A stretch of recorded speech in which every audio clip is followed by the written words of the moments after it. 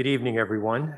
I'm Metro Board Chair Paul Smedberg, and I represent the Commonwealth of Virginia on the Metro Board of Directors. I'm joined this evening by Bryna Helfer, who is an alternate director representing the federal government. Welcome to our first public hearing on Metro's proposed fiscal year 2023 budget and capital improvement plan.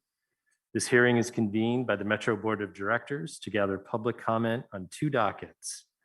Docket B22-01, Metro's proposed fiscal year 2023 through 2028 capital improvement program, and docket B22-02 on Metro's proposed fiscal year 2023 operating budget and associated fare and service proposals.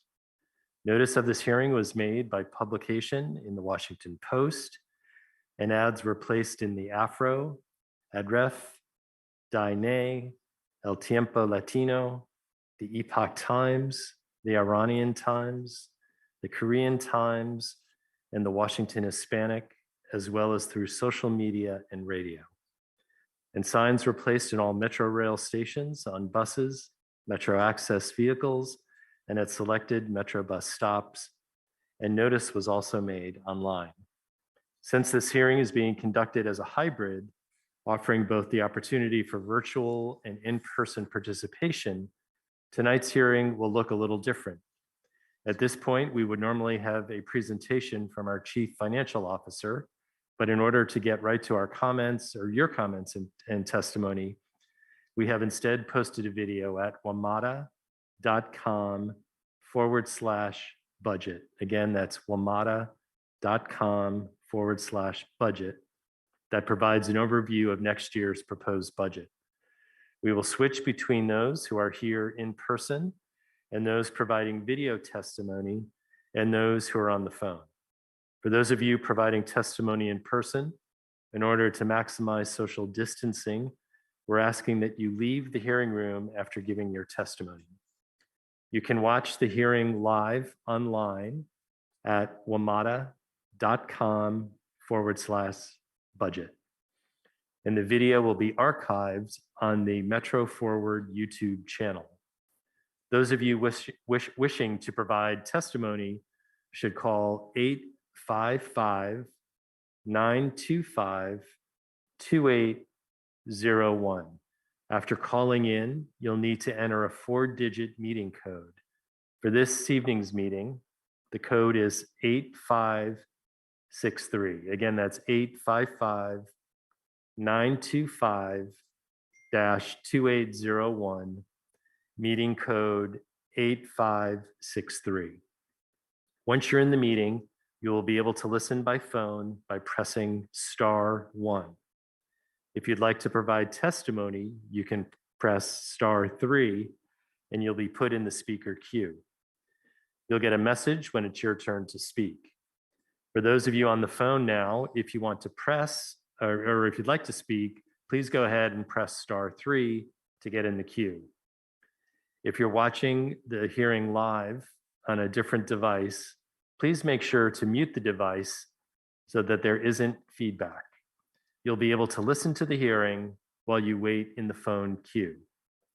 In order for the public record to accurately reflect who's providing testimony, I ask that you please state your name and any organization you represent before beginning your testimony. Elected officials will be allowed 5 minutes, and everyone else will be allowed 3 minutes each. Extra time will be given for translation if needed. We ask that you stay within your time limit because we want to make sure everyone who wants to speak has a chance to be heard. I also want to note that each speaker is only able to speak once at each hearing. While you may have the option to rejoin the speaker queue, please note that we cannot accept additional testimony at this time. I want to take a moment to recognize that this is where we listen to you. This is your opportunity to comment on the proposals, and we are here to listen. We will not be able to answer questions during your testimony. Before you begin your remarks, again, please state your name and the organization you represent, if any. Please note that all statements, including any personal information such as name, email address, street address, or phone number you provide in the statement are releasable to the public upon request and may be posted on WMATA's website without change, including any personal information provided. Further testimony may be submitted and must be received by 5 p.m. on Tuesday, February 15th. Again, the deadline to submit testimony is 5 p.m. on Tuesday, February 15th. Testimony can be submitted online at wamata.com/budget. Online, you will have the option to complete a survey, write free-form comments, or upload a letter, petition, or other documents. You can also mail testimony to Office of the Secretary, WMATA, 600 5th Street Northwest, Washington, D.C., 20001. Again, Office of the Secretary, WMATA, 600 5th Street Northwest, Washington, D.C., 20001. Again, all testimony must be received by 5 p.m. on February 15th. We encourage everyone to submit comments online if possible. Your comments will become part of the public record that will be reviewed by the Metro Board of Directors. Changes to the options presented here tonight may be proposed in response to testimony received and subsequent staff analysis. And now it's time to take our first witness. As a reminder, please tell us your name and any organization you represent before you begin speaking. Our first speaker is someone in person, and pardon my pronunciation initially, Koichi Sado. Yep.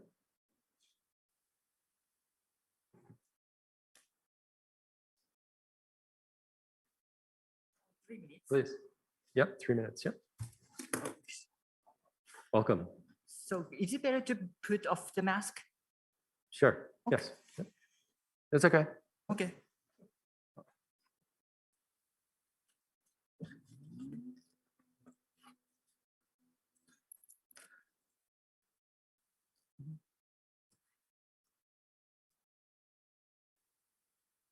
Can I start? Go ahead. Yep. Hello, my name is Koichi Sado. I'm new resident of Arlington, Virginia, the United States from Japan. I'm very honored to have a testimony around here. I was comparing my experience in Japan. I haven't expected to have given opportunity to speak in public here. Looking around, let me introduce myself. My name is Koichi Sado. I came here in Arlington about 6 months ago from Japan, and I have been using public transportation between my house and my workplace by using metro. And I often take advantage of the metro's various facilities, including elevators, I slipped my word, elevators and escalators and many train services. And it is very helpful. And as for the budget of the metro, especially 2023, looking at the website, it seems to be very fantastic, including various supports, including safety measures, environmental protections, and also passenger experience improvement. However, I would like to note that if we increase more investment in, for example, advertisement and the real estate sectors, and then more that will metro corporation, metro services will draw many people's better attentions. Here, I can't see this, probably I can't display the screen, but according to Japan's metro corporation, I'm not an officer of the metro, though about 6% or 7% are allocated of the total revenue are allocated for advertisement. That means more financial independence are assured to the metro company in Japan.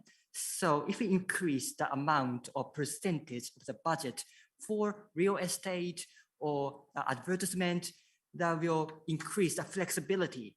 And then the operation of the metro services, including bus and rails, will be enhanced, will be better.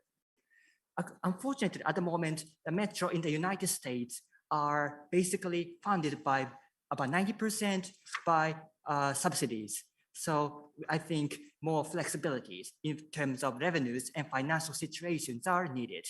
Oh, 7 seconds are left. Thank you very much. If you have any questions, please feel free to ask me. Thank you. Thank you.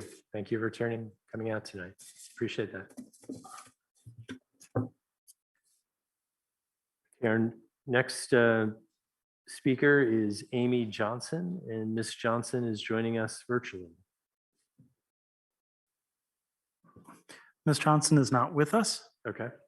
So I think we can go to the phone callers. Okay.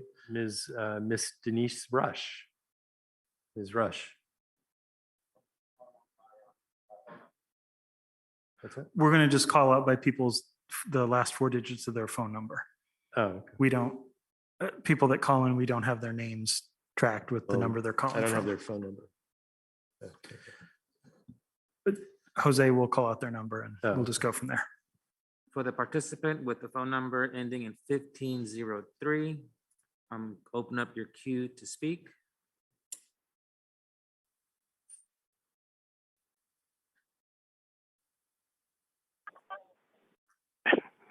Thank you very much.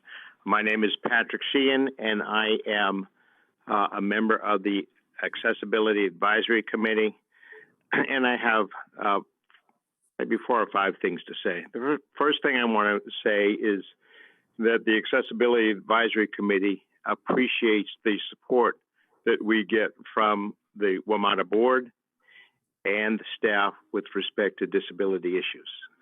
We know you've got to make a lot of tough choices, and we appreciate having accessibility thought up front and being part of the system. Second thing, that having reviewed your priorities and your financial policies going forward and fare simplification policies, I know that the Accessibility Advisory Committee agrees with those policies. I'm also a member of the Writers Advisory Committee, and I know that the Writers Advisory Committee also agrees with those policies. So you've got 2 consumer groups that are good. A couple of the things that I would like to see I'd like to see happen would be to have fare simplification as one of the areas that we need to move forward with, particularly with respect to Metro Access. Having a fixed fare, not a variable fare the way we have it now, would be very effective, and I think we could push for that. We're already seeing that on the weekends, and we're seeing that in the evenings now after 9:30. Making the fare simple, understandable, and easy to work with is important, plus making sure that it fits within the FTA's guidelines. But I think that's doable. I think we're heading in that direction, and I would urge WMATA to do that. I would also say that we are very interested in the bus program, making sure that the bus transformation program, making sure that those recommendations from the bus transformation program are put forward. I know that with the trains the way they are right now, that we're depending a lot more on bus. If we can get more bus transportation into the system, particularly in Prince George's County, where we see so many bus routes being taken down or just not working effectively, or areas of Prince George's County just not getting the kind of transportation that they deserve. I know that's part of what we're working towards, and I would urge WMATA to continue that. Those are basically my comments. I think that anything that we can do to promote also equity is critical. There are areas throughout Washington, D.C. where we need to improve individuals who have difficulty getting access to the bus, make sure that whether they're disabled seniors or disadvantaged individuals, they rely on the bus system, and that's the only way they can get from point A to point B. So being able to stress diversity, equity, inclusion, I think is very important. Thank you for your time. Thank you for the support that you give the Accessibility Advisory Committee. And that's the end of my comments. Thank you. Thanks, Patrick. This is Paul Smedberg. Good to hear your voice. Thank you for joining us. Next in this phone queue. No one's on the queue right now on the phone. Okay. Our next speaker in person, Mr. Solomon Chen. Yes, right here. Thank you.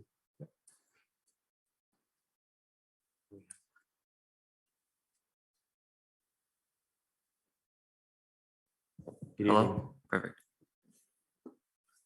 Hi, my name is Hi. Solomon Chen. I've been living in the area for about 3 years now, and I work in the city, so I use the metro quite often.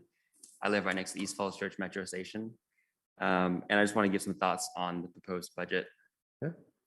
The first thing I want to mention was support for the fare reductions. I think it's great to have a more simplistic fare structure, especially on weekends. A lot of my friends who live out here in Virginia get kind of confused about metro during weekends or for different events. So those are people who don't normally use the metro for work, but I think a simplistic structure would be helpful.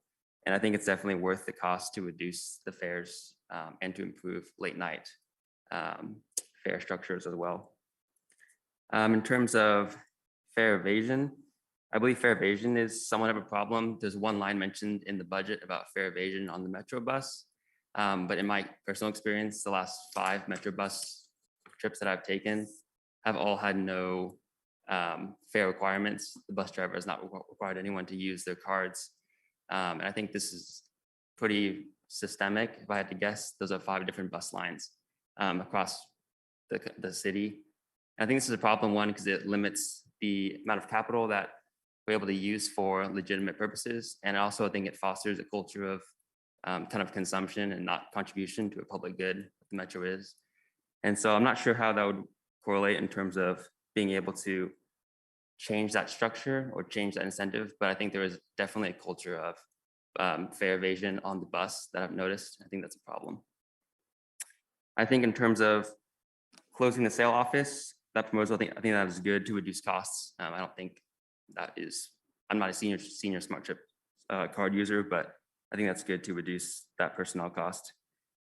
In terms of the proposal to add a value bonus to cards, which is buying $25 and adding $5, I'm not sure if that's particularly worth the cost of around $8 million for 6 months.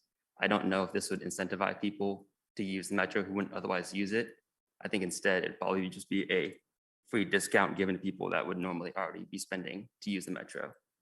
I think it also stood out to me that that cost is much more significant than the $3 million combined that it would cost for the other reduction of fares. So that proposal in particular seems very extraneous and a lot of spending for something that I don't think would actually incentivize people to use the metro.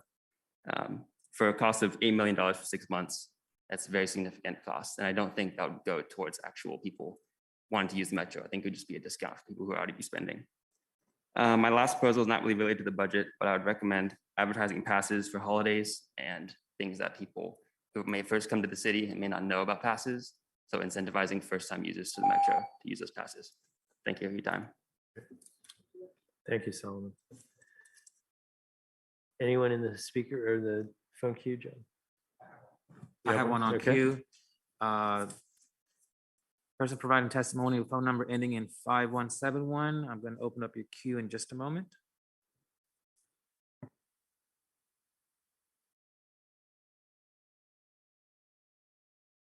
My name is Denise Rush, and I am on the AAC committee vice chair. I'm representing the AAC. I am representing the Flagel Creek Blind.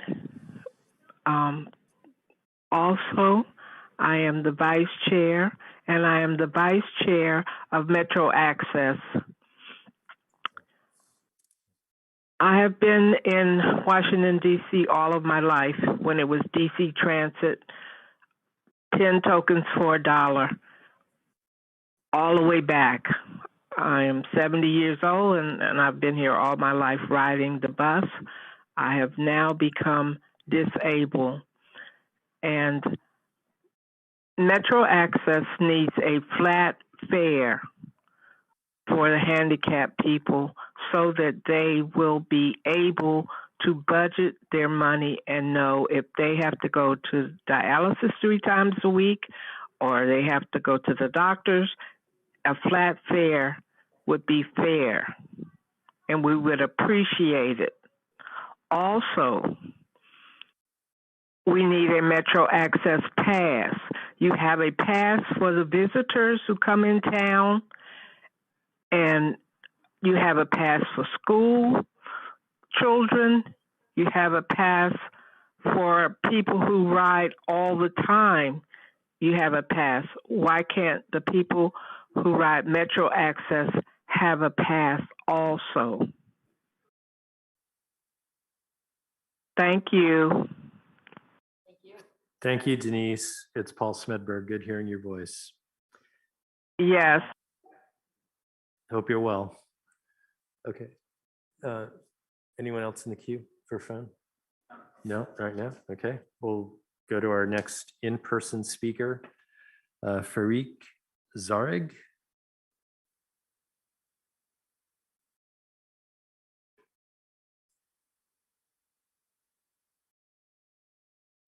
Good evening. Hi. Hope you guys are all well. I grew up in this area. I've spent almost my entire life here. I grew up in Maryland, went to school at the University of Maryland, now live in Arlington. So the Metro for me goes beyond just the transportation that it provides. For me, it was a way of life almost. And so coming here today to comment on this budget, I'd like to provide some thoughts, but I keep in the back of my mind my many years of experiences that have motivated me to be more interested in public transit, as well as use it more often, both for the environmental benefits as well as the convenience that it provides. With that in mind, I'd like to echo the points that have been mentioned many times already in advocating for fare capping and for a standard fare, both on weekdays and weekends. I'm glad to see that we're making that step to try to make the weekend change permanent. And I'm glad to see that there's also a proposed line item to make a $2 late night fare.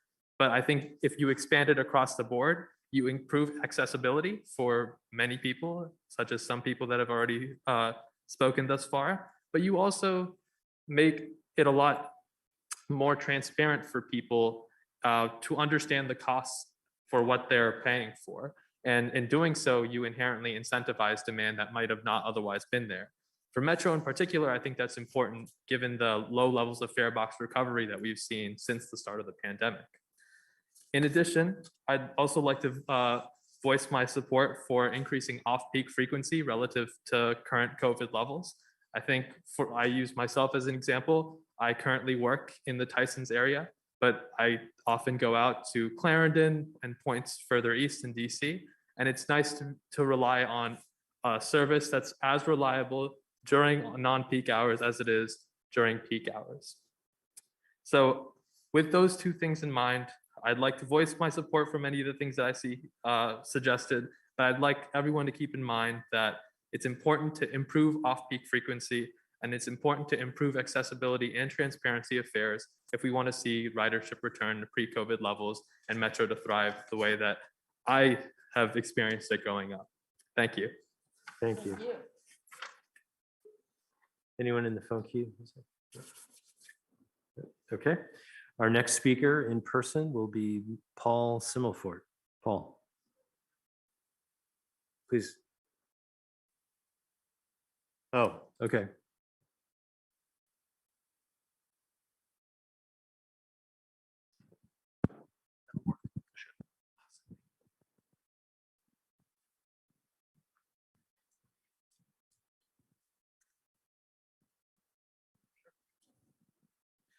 Good evening, board members. My name is Paul Summerfort, and I am a member of the Accessibility Advisory Committee and the Metro Access Subcommittee Chairperson, but speaking as an individual tonight. We, as a committee, truly support your new fair policy, the objectives in terms of keeping things simple, equitable, and sustainable.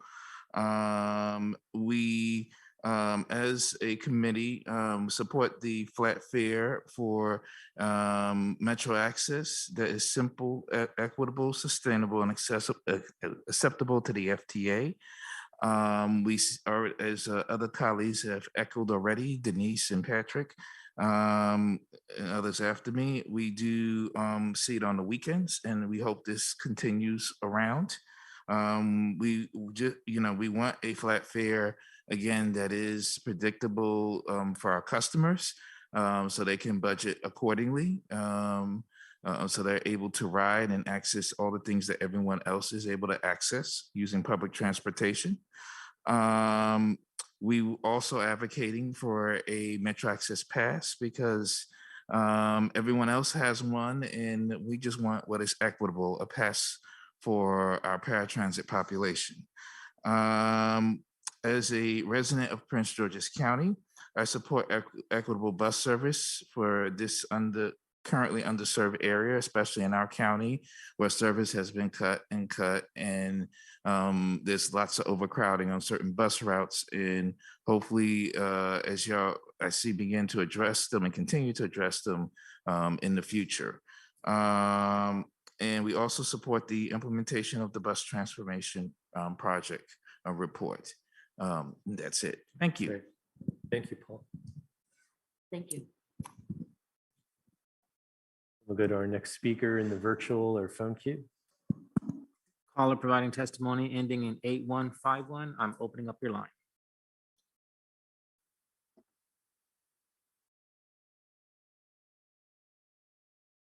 Yes, good evening.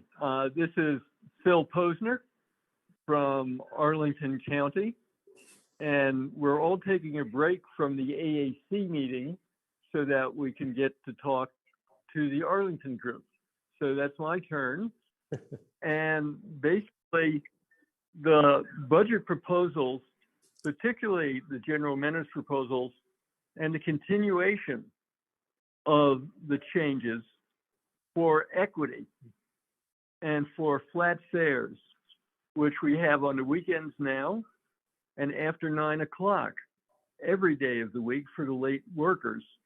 We're requesting that for Metro Access, we have a flat fare that is sustainable and that is approvable by the FTA, which means that it is no more than twice the comparable fare on bus and rail. And since everyone on Metro Access is someone with a disability, it should be no larger than twice the disability fare, but it should be sustainable. We also are excited about the bus transformation project. We have participated in it, and moving forward with that is something that we would like to see continued through the year. Sustainability is important. The disability community and the senior community lives and dies by mass transit. Otherwise, we're in solitary confinement. And so we're asking you to continue with your equity policy, which is very well written, and to implement your equity policy and keep things as simple as possible. Thank you so much for everything that you do. Thank you, Phil. Thank you, Phil. Nice to hear your voice. Thank you. Yep. I love talking to you every month. All right. We'll see you Thursday. Is that it? That's it. We'll do one last call for folks. Again, if you're watching and you'd like to call in, please call in on, and let me get the phone number here. Just one moment, please. I have it right here. Thank you. 855-925-2801. 855-925-2801 and enter the meeting code 8563. Again, 8563. We'll give it just a minute here. As a reminder to get into the queue, please press star 3. Thank you.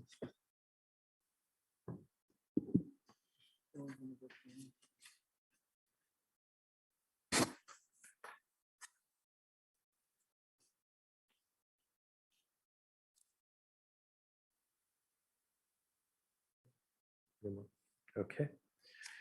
Thank you, everyone. I'm told that there are no more, again, testimony can still be submitted online or via US mail as long as it is received by Metro by 5 p.m. on Tuesday, February 15th, or you have the option to speak at tomorrow night's hearing in the District of Columbia or Wednesday's hearing in Maryland. Information on how to register for those meetings can be found at wamata.com/budget. Again, thank you for joining us this evening and taking the time to provide your testimony. Have a good evening.